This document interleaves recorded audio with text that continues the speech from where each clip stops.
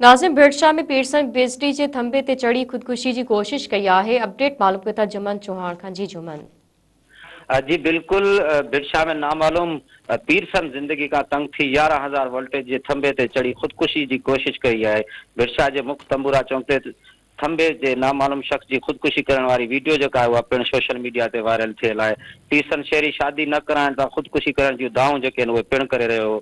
जॾहिं तव्हांखे ॿुधाईंदो हलां त वॾे अंग में शहरी हेस्को पुलिस ऐं रेस्क्यू टीमूं जेके आहिनि पहुची पीरसन शहरी खे बचाइण जी कोशिश करे रहिया आहिनि। जॾहिं खुदकुशी कंदड़ जेको शख़्स आहे उनजी जेका शनाख्त थी आहे हींअर जेको उनजी शनाख्त थी आहे बशीर मलोखाणी जेको आहे उनजी शनाख्त तौर थी आहे। उनजो बिरादर जेको आहे उनजी ॻाल्हि ॿोल मीडिया सां कई आहे त उन चयो आहे त वज़ीर जेको मलोखाणी आहे उनजो बिरादर उन चयो आहे त पीरसन जेको काफ़ी टाइम खां वठी ज़हनी तवाज़न जंहिंजो ख़राबु हो, जेको कुझु ॾींहंनि खां घर खां जेको निकितल हो, जेको इहो जेको थंबे ते चढ़े ख़ुदकुशी जी कोशिश कई आहे।